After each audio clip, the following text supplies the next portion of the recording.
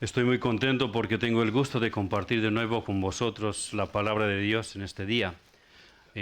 La primera razón de mi contentamiento y la principal es porque el Señor me ha permitido una vez más, a mí, un siervo inútil, con muy poca preparación y con muchas debilidades, a mí me ha dado esta honra de indagar en su palabra y exponerla delante de vosotros.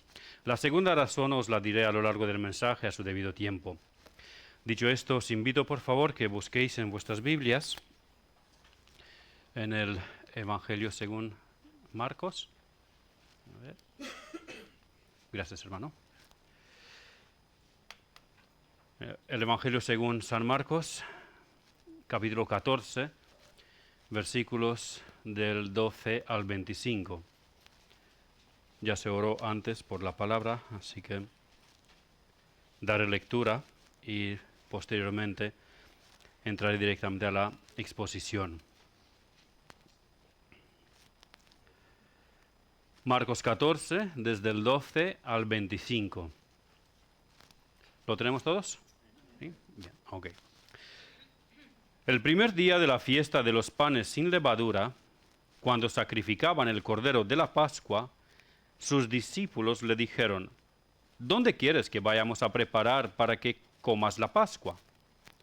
Y envió 2 de sus discípulos y les dijo: Id a la ciudad, y os saldrá al encuentro un hombre que lleva un cántaro de agua. Seguidle. Y donde entrare, decid al señor de la casa: El maestro dice: ¿Dónde está el aposento donde he de comer la Pascua con mis discípulos? Y él os mostrará un gran aposento, alto y ya dispuesto. Preparad para nosotros ahí. Fueron sus discípulos y entraron en la ciudad y hallaron como les había dicho, y prepararon la Pascua. Y cuando llegó la noche, vino él con los 12. Y cuando se sentaron a la mesa, mientras comían, dijo Jesús: De cierto os digo que uno de vosotros que come conmigo me va a entregar. Entonces ellos comenzaron a entristecerse y a decirle uno por uno: ¿Seré yo? Y el otro: ¿Seré yo? Él respondiendo les dijo: Es uno de los 12, el que moja conmigo en el plato. A la verdad, el Hijo del Hombre va, según está escrito de él, mas ay de aquel hombre por quien el Hijo del Hombre es entregado. Bueno le fuera a ese hombre no haber nacido. Y mientras comían, Jesús tomó pan y bendijo, y lo partió y les dio, diciendo: Tomad, esto es mi cuerpo. Y tomando la copa y habiendo dado gracias, les dio y bebieron de ella todos. Y les dijo: Esto es mi sangre del nuevo pacto, que por muchos es derramada.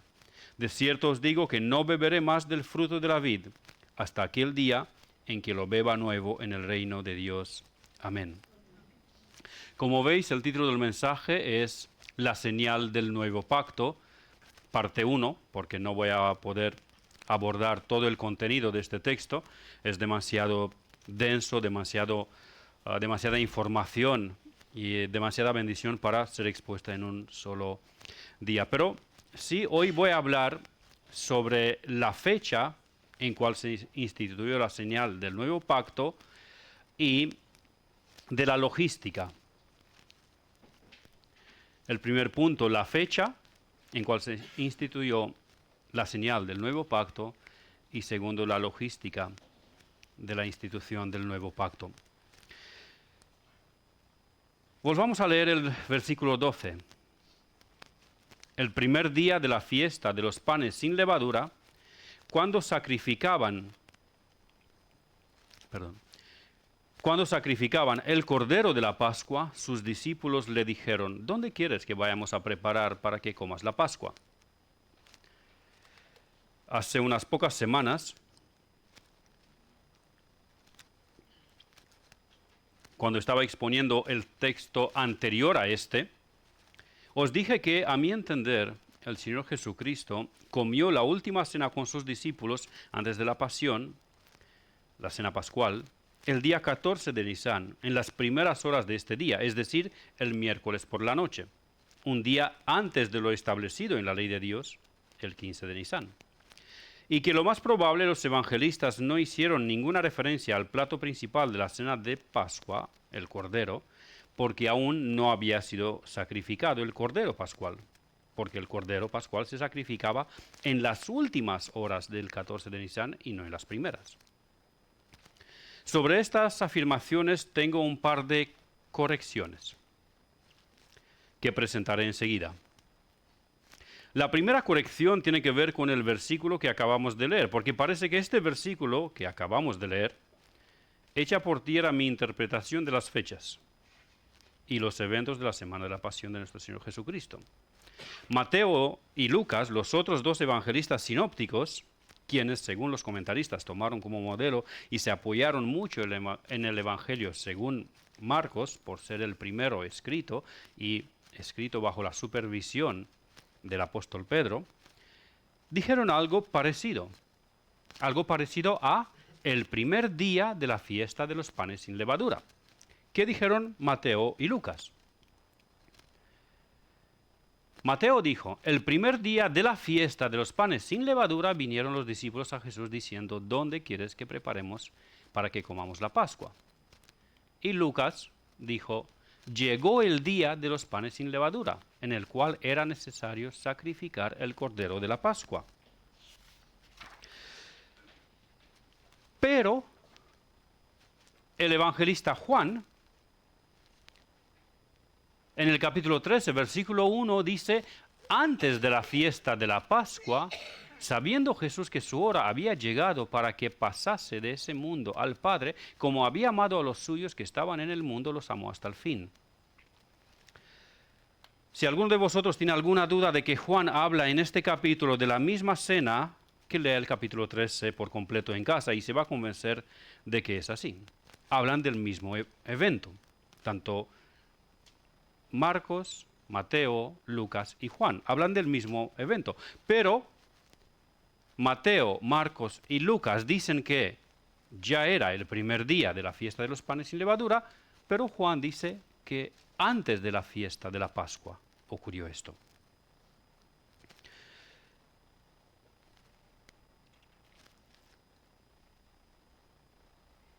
Así que estamos otra vez ante una aparente contradicción, porque Mateo, Marco y Lucas nos dicen que la institución de la Santa Cena, como señal del nuevo pacto, ocurrió en el mismo día de la Pascua, es decir, en las primeras horas del 15 de Nisan, a pocas horas después de que el Cordero Pascual había sido sacrificado, el día 14 de Nisan. Ahora, para no confundirnos, recordemos que los judíos contaban los días de caída de sol a caída de sol. Es decir, desde las 6 de la tarde hasta el siguiente día a las 6 de la tarde.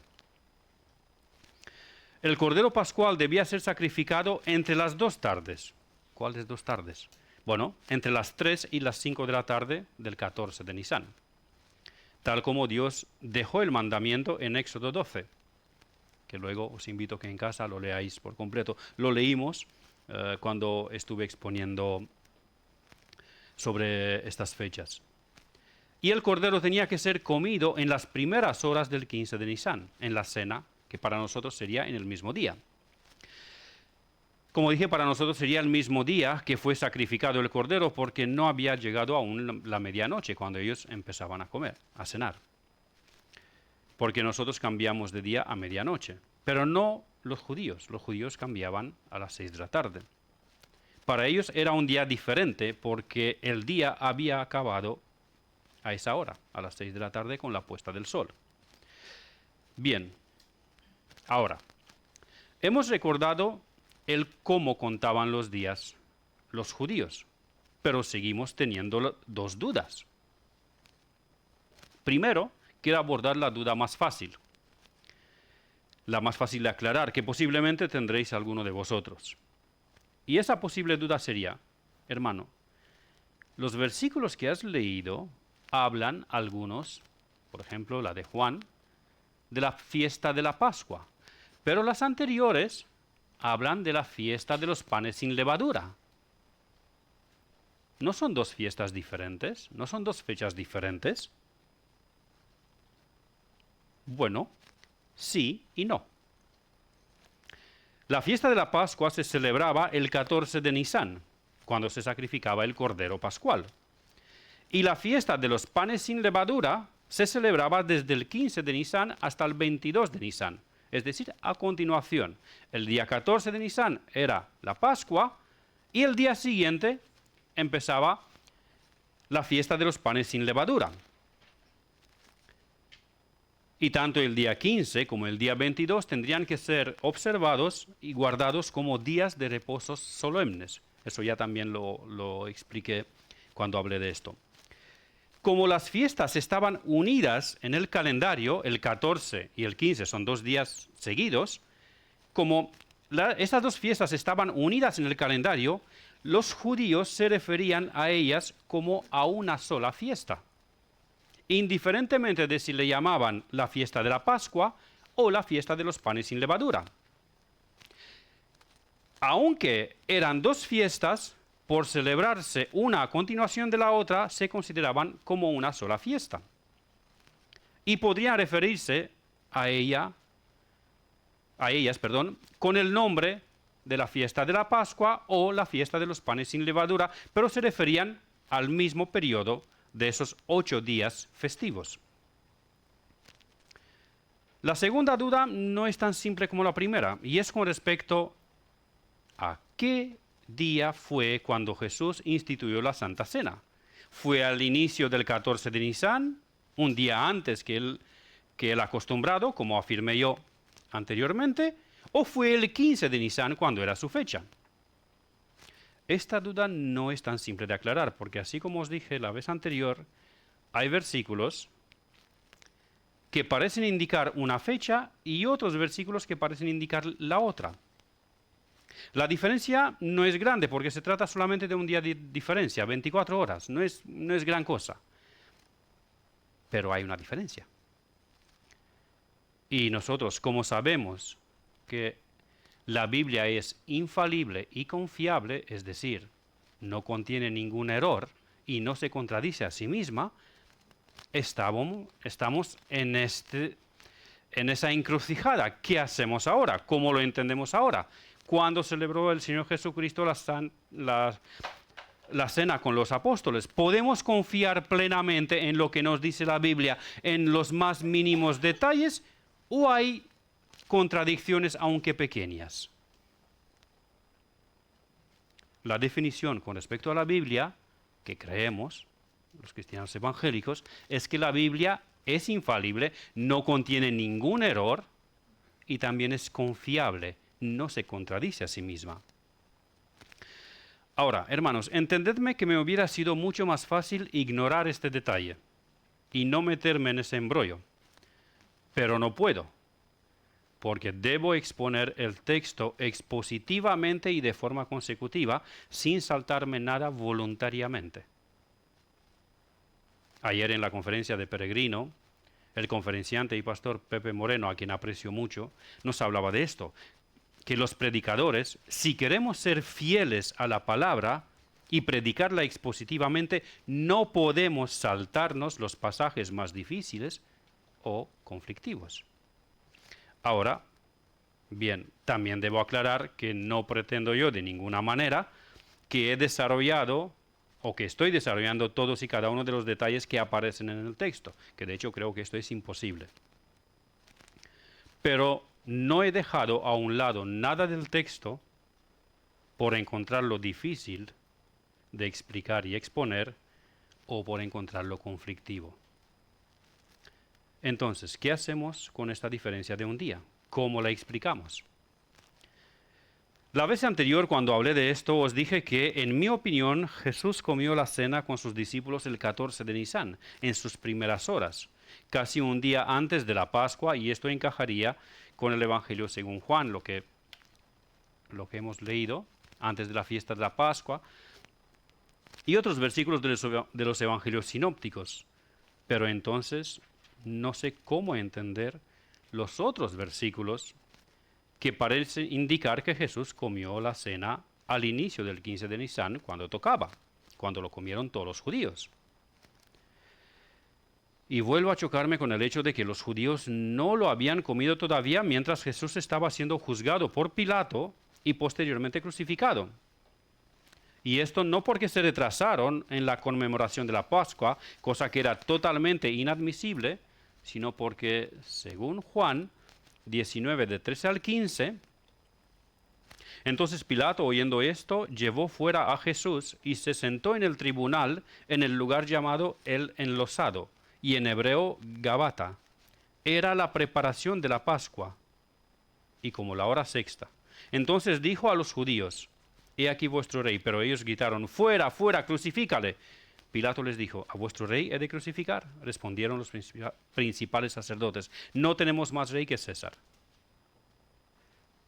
Ese momento que acabamos de leer ahora en el Evangelio según Juan se refiere, según nosotros contamos los días, al día siguiente, cuando el Señor Jesús ya había sido juzgado por el Sanedrín y ahora estaba juzgado por Pilato. Pilato lo encontró inocente, y dice el evangelista Juan, inspirado por el Espíritu Santo, que era la preparación de la Pascua. Este episodio ocurrió a pocas horas antes de la crucifixión de nuestro Señor, y Juan dice que era el día de la preparación. Si la Pascua había sido el día anterior, cuando Jesús cenó con sus discípulos, ¿cómo este era el día de la preparación de la Pascua? El pastor y comentarista John MacArthur cree tener una explicación a esta aparente contradicción. Y tengo visualizada la cita, aunque si me ayudan por favor con pantalla completa. No sé qué ocurre, que se ve un poco borroso el texto, no sé a qué se debe esto. Bueno, de cualquier manera yo lo voy a leer y espero que vosotros también lo podáis leer en la pantalla. Dice así John MacArthur, es cita textual de su comentario al Evangelio según Mateo. La respuesta yace en una diferencia entre los judíos en la manera en que contaban el principio y el final de los días. Por Josefo, el historiador judío, la Mishnah y otras fuentes judías antiguas, nos enteramos de que los judíos del norte de Palestina calculaban los días de amanecer a amanecer. Esta región incluía Galilea, donde se habían criado Jesús y los discípulos, menos Judas. Al parecer, la mayoría de los fariseos, si no todos, usaban este sistema de cálculo.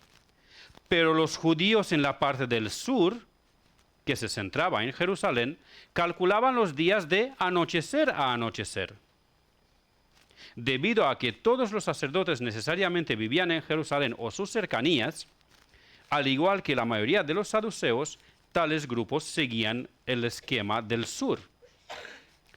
Esa variación, sin duda alguna, a veces causaba confusión, pero también tenía algunos beneficios prácticos. Por ejemplo, durante el tiempo de la Pascua permitía que la fiesta se celebrara legítimamente en 2 días seguidos. Cita textual del comentario de MacArthur al Nuevo Testamento. La explicación de MacArthur nos da el siguiente esquema. A ver si esto se ve un poquito mejor. No sé qué ocurre. Bien. Tendríamos aproximadamente este esquema. Para nosotros, el día empieza a las 000, ¿no? Y acaba al 2400. Y así el siguiente día. Como yo lo entiendo, esos días que están en nuestro texto fueron el miércoles y el jueves. Otros hermanos, y son la mayoría, lo entienden que fue el jueves y el viernes. Ahora, según el esquema que nos presenta John MacArthur, para los galileos, como empiezan el día a las 6 de la mañana y termina el día siguiente a las 6 de la mañana, entre las 5 y las 7 de la tarde, perdón, entre las 3 y las 5 de la tarde, de 15:00 al 17:00, era cuando podían sacrificar el cordero, los galileos. Y luego, desde las 18 en adelante, no necesariamente terminaban a las 24 horas, pero desde las 18 horas en adelante tenían la cena pascual. En cambio, los judíos del sur, como empezaban el día a las 18:00, por eso lo he puesto mi amada secretaria me ha ayudado con ese esquema. Los judíos del sur, como contaban el día desde las 18 de la tarde, desde las 6 de la tarde, ellos empezaban el día a esta hora, sacrificaban el cordero entre las 3 y las 7 de la tarde y posteriormente comían la Pascua a partir de las 18. Os dejo un momento que la miráis para que podáis haceros con la idea. Ese esquema podría de una manera explicar esa aparente contradicción que vemos. Ahora, quiero también afirmar esto. Aún así, con ese esquema que MacArthur la presenta, no pretendo de ninguna manera que ya he solucionado la duda sobre esa aparente contradicción. No quiero presumir de que he descubierto el gran secreto de los días de la Semana de la Pasión. Es simplemente una posibilidad. Lo más sensato creo que es esto, reconocer que no sabemos con exactitud cómo entender estas aparentes contradicciones, pero reconocer que no puede haber contradicción y que lo que he presentado es solamente una posible solución a la duda presentada. Si no os es suficiente, lo siento, pero no he encontrado más que esto hasta ahora. Con esto pasamos al punto 2, la logística con cual se instituyó la señal del nuevo pacto. En el primer punto del sermón hemos observado la fecha en cual se instituyó la señal del nuevo pacto y en este segundo observaremos la logística con cual se instituyó. Con esto nos referimos al lugar, los medios, los ingredientes, los participantes, es decir, la organización total en general. Y leemos de nuevo los versículos 13 al 17 del capítulo 14 de Marcos. Versículos 13 al 17. Y envió 2 de sus discípulos y les dijo: Id a la ciudad, y os saldrá en encuentro un hombre que lleva un cántaro de agua. Seguidle. Y donde entrare, decid al señor de la casa: El maestro dice: ¿Dónde está el aposento donde he de comer la Pascua con mis discípulos? Y él os mostrará un gran aposento alto y ya dispuesto. Preparad para nosotros allí. Al darles la instrucción de ir a la ciudad, nos da a entender que en ese día, por la mañana, Jesús y sus discípulos no se encontraban en Jerusalén.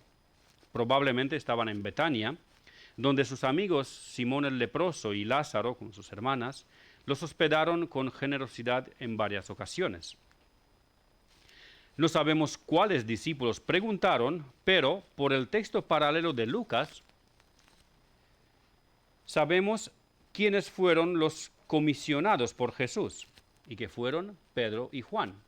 Dice, Lucas 22:8 nos dice, y Jesús envió a Pedro y a Juan diciendo: Id, preparadnos la Pascua para que la comamos.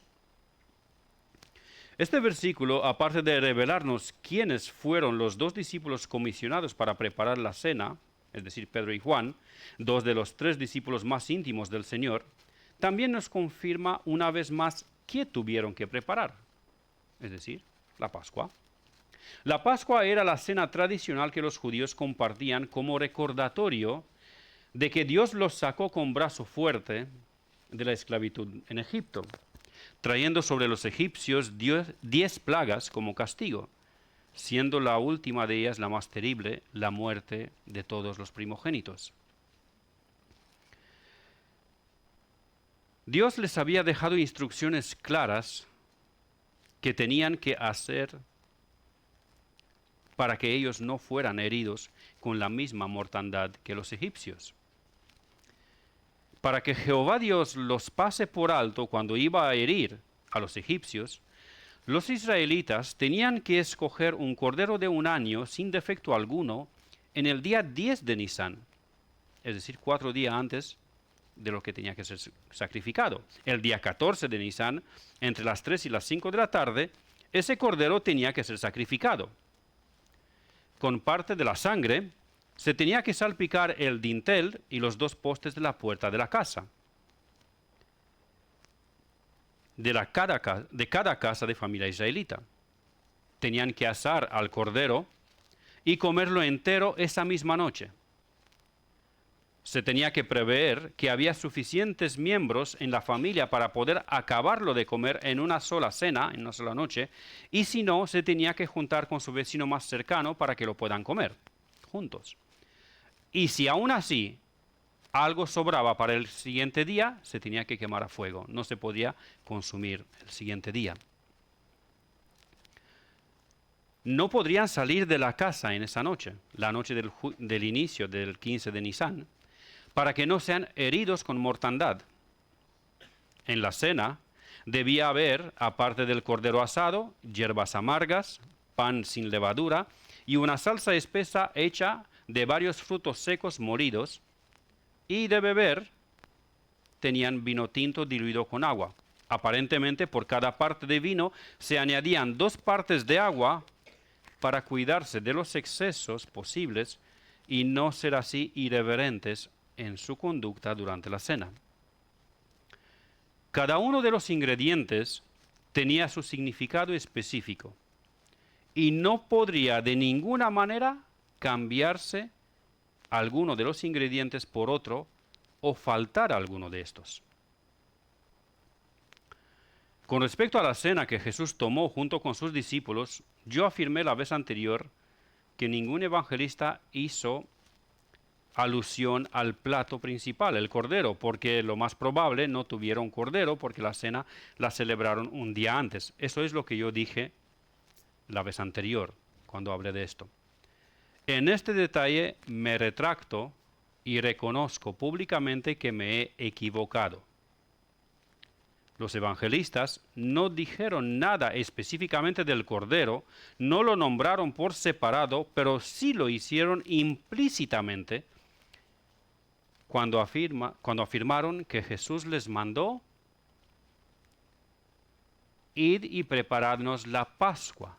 Y la Pascua incluía cordero. No se podría comer la Pascua sin cordero. ¿Y qué hicieron Pedro y Juan? Prepararon la Pascua. Obedecieron. Entonces había cordero. Aunque no nombraron el cordero específicamente, lo hicieron implícitamente. No se podría preparar la Pascua sin el cordero pascual, que era el plato principal de la cena. ¿Os acordáis de que al principio del sermón dije que tenía yo varios motivos de contentamiento? Pues este es el segundo motivo de contentamiento de este día. Poder reconocer y corregir públicamente lo que dije en la segunda parte del sermón intitulado Sabiduría diabólica y sencillez divina, cuando afirmé que los evangelistas no hicieron ninguna referencia al cordero pascual en la cena que Jesús comió con sus discípulos, porque lo más probable no había ningún cordero. Lo reconozco y me retracto públicamente de esto. La posible explicación que MacArthur da a esa complicada situación que presenté antes me parece una solución mucho mejor que la mía, mucho más acertada, y personalmente yo la acepto. Ahora, como aplicación a esto, de paso, hermanos, os quiero recordar que ningún predicador que sube a un púlpito es infalible. Todos nos podemos equivocar y nos equivocamos muchas veces. Algunos predicadores se creen infalibles. Otros, aunque saben que no son infalibles, intentan convencer a sus congregaciones que lo son, afirmando que lo que ellos dicen desde el púlpito lo han recibido de Dios directamente. Algo como el Papa de Roma, que pretende que cuando habla ex cátedra es infalible. Así afirman muchos predicadores, que lo que ellos dicen desde el púlpito lo han recibido de Dios. Hermanos, la realidad es que ninguno somos infalibles. Y os animo, hermanos, huid de los predicadores que se creen infalibles o que nunca reconocen sus errores abierta y claramente, porque esto es una demostración clara de su soberbia, prepotencia y arrogancia. Huid de estos predicadores. Y cuando nos veis a nosotros cometer algún error de contenido o de actitud, corregidnos en amor. Necesitamos vuestra corrección. Aprovecho y agradezco públicamente al hermano Javier, que en más de una ocasión se ha acercado con amor fraternal y me ha hecho alguna que otra sugerencia o corrección. Gracias, hermano Javier.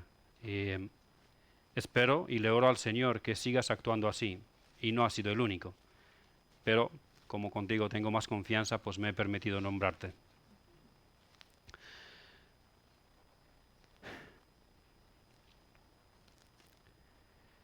También vinieron algunos hermanos que quisieron corregirme por afirmar con denuedo los principios bíblicos. Probablemente piensan que las verdades que molestan a la gente no se deben exponer, y mucho menos con denuedo. Dicen ellos que debe hacerse con amor, con ternura, pero en realidad quieren que no se digan estas verdades que molestan. En este aspecto, de esas verdades que afirmé con denuedo, no me retracto, y con la ayuda de Dios seguiré haciéndolo igual. Volviendo a nuestro texto sobre la logística, descubrimos el lugar donde se tenía que comer esa cena especial, en la ciudad de Jerusalén, y descubrimos los ingredientes de la cena. Pero la ubicación no solamente la observamos a nivel de ciudad, sino que detallada, y como el texto nos da más detalles, debemos observarlos. Porque por algo el Espíritu Santo ha inspirado al evangelista Marcos, que nos lo deja por escrito, y también a otros evangelistas, no solamente Marcos. Los demás también dan detalles sobre esto. Marcos 14, del 13 al 17. Volvamos a leer esos versículos. Y envió 2 de sus discípulos y les dijo: id a la ciudad y os saldrá al encuentro un hombre que lleva un cántaro de agua. Seguidle, y donde entrare, decid al señor de la casa: el maestro dice, ¿dónde está el aposento donde he de comer la Pascua con mis discípulos? Y él os mostrará un gran aposento alto y ya dispuesto. Preparad para nosotros ahí. Fueron sus discípulos y entraron en la ciudad y hallaron como les había dicho, y prepararon la Pascua. Y cuando llegó la noche, vino él con los 12.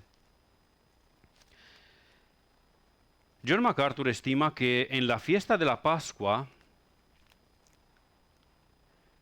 en Jerusalén se multiplicaba la población de una forma extremadamente grande. Por los escritos de Flavio Josefo, el historiador judío, que dijo que en esas fechas se solían sacrificar unos 250.000 corderos en cada fiesta de Pascua, y como por cada cordero tenían que ser mínimo 10 personas para poder comerlo, porque no hablamos de un cordero lechal pequeño, hablamos de un cordero de 1 año, ya un carnero. Para que lo puedan comer en una noche, tenían que ser mínimo 10 adultos. Por eso, John MacArthur estima que la población en Jerusalén en esas fechas era de aproximadamente, o incluso más, de 2,5 millones. Pedro y Juan se van a Jerusalén. El Señor Jesucristo les manda: id a Jerusalén, id a la ciudad. Vais a ver un hombre con un cántaro de agua, le seguís. Bueno, ese hombre os sale al encuentro, vais a chocar con él, os encontráis con él de frente. Cuando lo veis, no le decís nada, le seguís, y donde él entra, vosotros habláis con el señor de la casa. Parece que no sirve de mucho esa información. En una ciudad donde en esas fechas hay aproximadamente 2,5 millones de personas, dar con ese hombre que lleva el cántaro de agua no parece muy probable. Bueno, esto para nosotros, pero no para ellos. ¿Por qué? Porque en aquellos tiempos los hombres no llevaban agua en un cántaro. Si los hombres cargaban agua, lo cargaban en odres, que eran unos recipientes hechos de pieles de animales. Quien cargaban cántaros eran las mujeres. Era totalmente no habitual, era totalmente inapropiado ver un hombre con un cántaro. Por eso la señal que el Señor Jesucristo le da a esos dos discípulos es inequívoca. Vais a ver un hombre, por la razón que sea, no sabemos por qué, a ese hombre se le dio ir a recoger agua con un cántaro. No sé, se le habrá roto los odres, no sabemos por qué, pero se fue con un cántaro. El único hombre en todo Jerusalén y coincidencia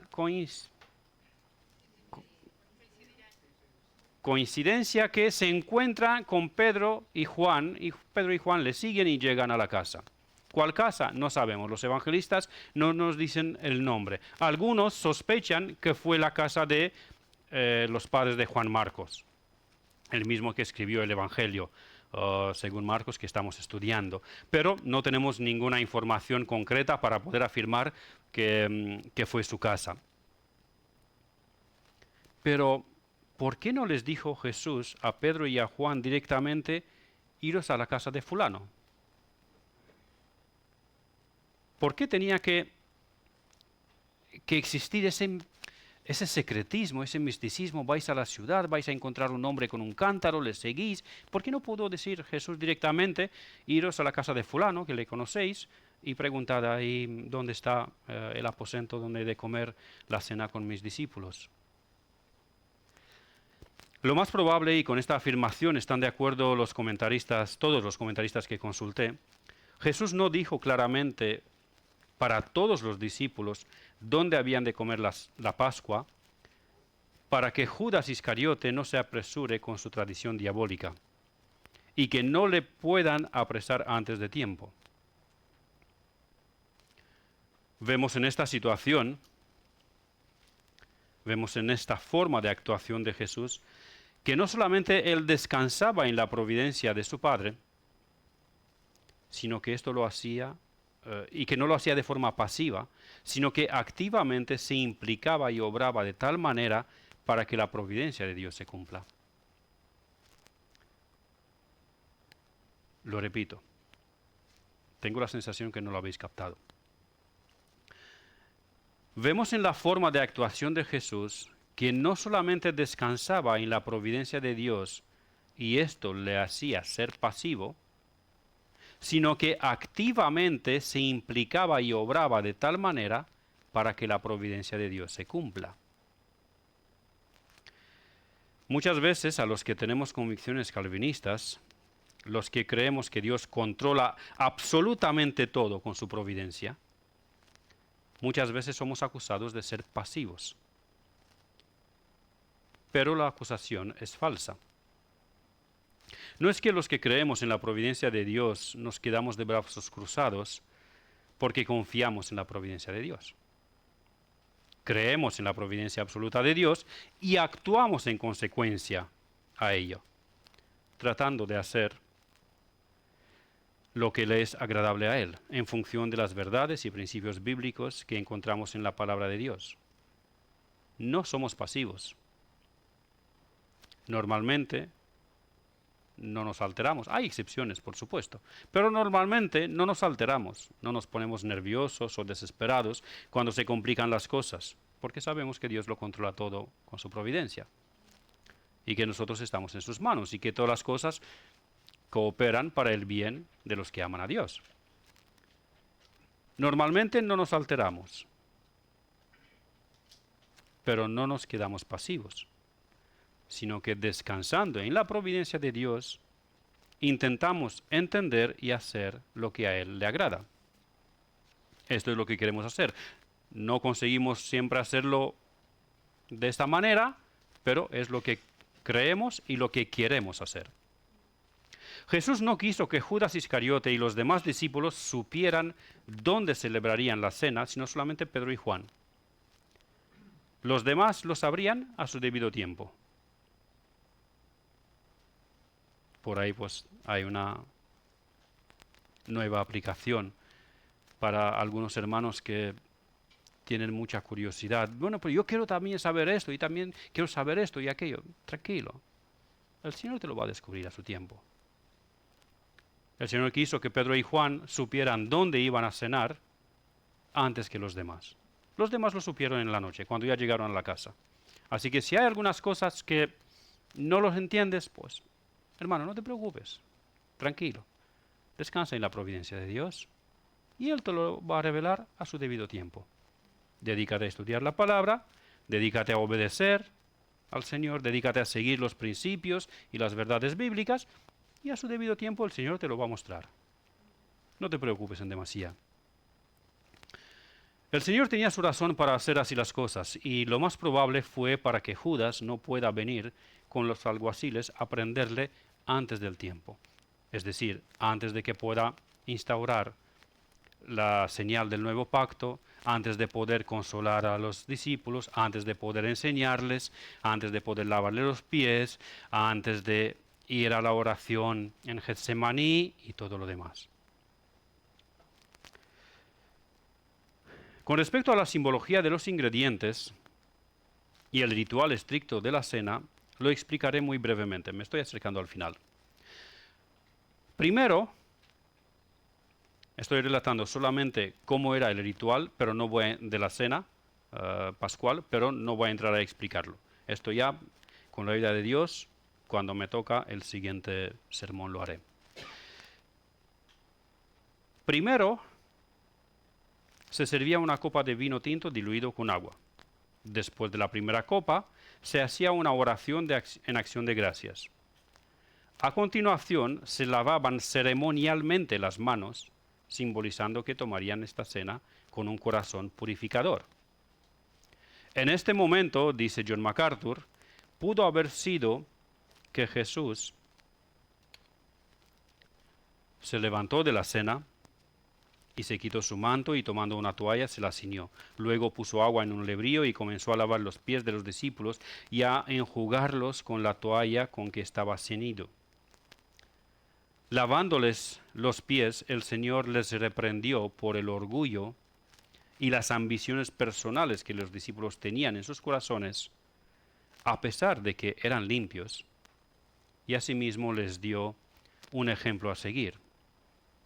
El Señor los había limpiado por completo, y claro, hace la referencia, todos vosotros sois limpios, todos sois completos, y vosotros sois limpios, pero no todos, cuando le dice a Pedro, haciendo referencia a Judas Iscariote, porque Judas también estuvo en el lugar y el Señor le lavó los pies también a Judas.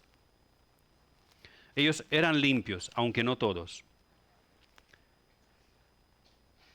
El Señor los había limpiado por completo, pero ellos, caminando en este mundo, se habían ensuciado los pies. Necesitaban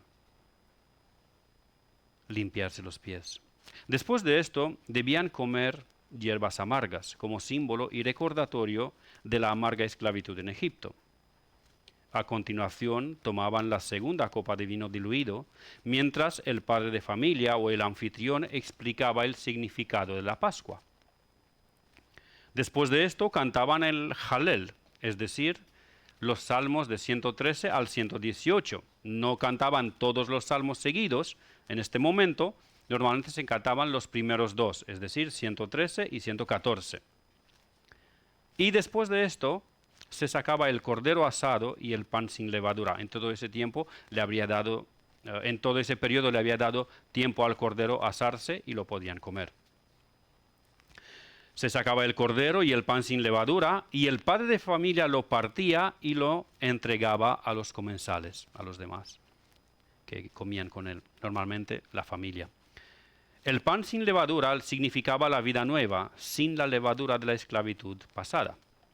Y el cordero, evidentemente, era el sacrificio expiatorio, la sangre que cubrió el pecado de ellos para no morir bajo la santa y justa ira de Dios cuando pasó en la tierra de Egipto. Luego, o incluso mientras comían el pan sin levadura y el cordero, se tomaba la tercera copa de vino. Volvían a cantar del Jalel y finalizaban con la cuarta copa. Todos y cada uno de estos detalles eran parte del ritual estricto que tenían que seguir. Nada podría faltar.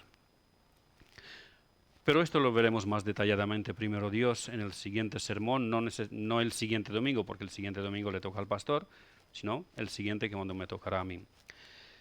Y en ese momento pues analizaremos los ingredientes y la nueva simbología que Jesús dio a estos ingredientes. En conclusión a este mensaje, hermanos, con lo que quiero que nos quedemos hoy es con la lección de confianza en Jesús que los discípulos tenían que aprender ese día, una vez más. En la mañana del día de la Pascua, los discípulos parece haberse puesto nerviosos porque aún no sabían dónde comerían la Pascua. Imaginaros una ciudad que no era tan grande, pero que en ese momento tenía unos 2,5 millones de habitantes. ¿Dónde vamos a encontrar un lugar suficientemente grande en tan pocas horas para preparar la Pascua y comerlo? No podemos no comer la Pascua. Tenemos que comer. Es un ritual que no se puede saltar de ninguna manera. Y el Señor no nos ha dicho nada. ¿Qué hacemos? Tranquilos. Jesús está en control. Jesús lo tenía todo controlado. Cuando Pedro y Juan llegaron a Jerusalén y siguieron a ese extraño hombre con el cántaro de agua, encontraron un anfitrión que la Biblia no nos lo revela.